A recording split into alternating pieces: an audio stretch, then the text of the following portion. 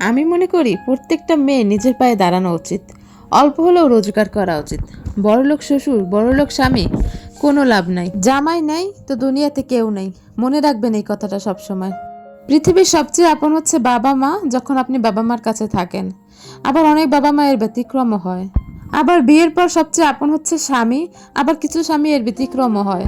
তবে যেই স্বামীগুলো ভালো হয়, তা আল্লাহ না করুক তারা যদি দুনিয়াতে না থাকে, তাহলে এই বড়লোক শ্বশুর বা স্বামীর টাকা পয়সা তখন কোনো কিছুই আর আপনার থাকে না।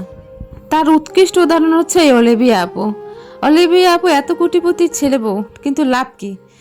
স্বামী মরার 7 দিনের মাথায় তার সব কিছু ছিনিয়ে নেওয়া হয়েছে। এমনকি স্বামীর কবরটাও জিয়ারত করতে দেওয়া হয়নি। এখন ওই আপুটা হয়তো বা বিজনেস করে বলে আজকে 2টা মেয়েকে কোনোভাবে চালিয়ে নিচ্ছে। কিন্তু ওই আপুটা যদি আজকে বিজনেস না করতো, তাহলে এই আপুটা আজকে কোন পর্যায়ে গিয়ে দাঁড়াতো? এমনকি বাচ্চাদের দুধের যে কৌটোগুলো সেগুলো কিভাবে কিনতো?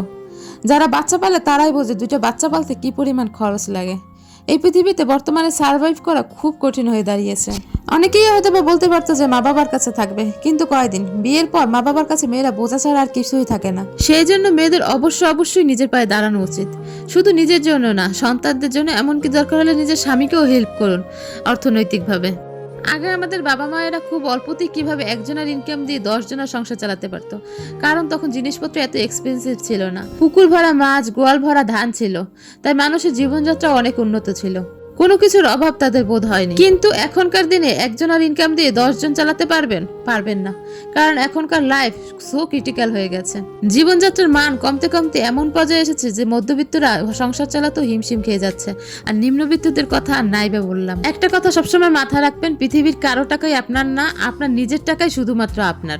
এটার প্রমাণ আবারও পেলাম। সো নিজের পায়ের মাটি শক্ত করুন, নিজের পায়ে দাঁড়ানোর চেষ্টা করুন, কারণ জামাই ছাড়া পৃথিবী সবচেয়ে ভয়ঙ্কর। আপনি টাকা ছাড়া রাস্তায় বের হয়ে দেখুন, যে মেয়ের বাবার টাকা নাই, যে মেয়ের স্বামীর টাকা নাই, বা যে মেয়ের নিজের টাকা নাই, সেই মেয়ের জন্য দুনিয়া আসলে অনেক কঠিন হয়ে যায়। এগুলো চিরন্তন বাস্তব কথা। অলিভিয়া আপুর ভিডিওগুলো দেখে বিবেকটা আরেকবার নাড়া দিয়ে উঠলো। আসলে মেয়েদের মূল্য কোথায়? স্বামী ছাড়া হয়তো বা মেয়েদের কোথাও মূল্য পাওয়া যায় না, না বাবার বাড়ি না শ্বশুর বাড়ি। তাই তো স্বামী মরার 1 সপ্তাহ বাদেই মেয়েটাকে ঘর ছাড়া হতে হলো। মেয়েটা লাইভে এসে এত পরিমাণ কান্নাকাটি করছিল, যে কারো দেখলে চোখে পানি ধরে রাখতে পারবে না, আর না রাখাটাই স্বাভাবিক। কোনো মানুষ কিভাবে পারে তার স্বামী মারা যাওয়ার 7 দিনের মাথায় তাকে বাড়ি থেকে বের করে দিতে? 2টা বাচ্চা নিয়ে একবারও বেটার কথা ভাবলো না। তারা তো তাদের বংশেরই না। দুনিয়া এখানেই বড় স্বার্থপর। আগে যখন ছেলে ছিল, ছেলের কামাই খেতে পারতো, তাই সবকিছুই ভালো লাগতো।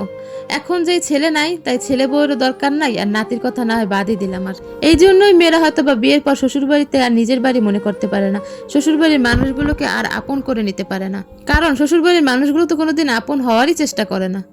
যাই হোক, সবাই ভালো থাকবেন, সুস্থ থাকবেন, আর এই ঘটনা থেকে অবশ্যই সবাই শিক্ষা নেবেন। বিশেষ করে পুরুষ মানুষগুলো শিক্ষা নেওয়া দরকার আছে, কারণ এরা বিয়ে করে বউকে ঘরে আনার পর তারপর বউকে জ্ঞান দেয় আমার মা বাবার সাথে মানিয়ে চলবা, তাদেরকে আপন মনে করবা, হ্যান ত্যান আরো অনেক কিছু। অথচ তারা একবারও তাদের মা বাবা ভাই বোনদেরকে বলে না যে তোমরা আমার বউটার সাথে একটু মানিয়ে চলবা, তাকে আপন করে নেওয়ার চেষ্টা করবা। যাই হোক, সবাই ভালো থাকবেন, সুস্থ থাকবেন, ধন্যবাদ।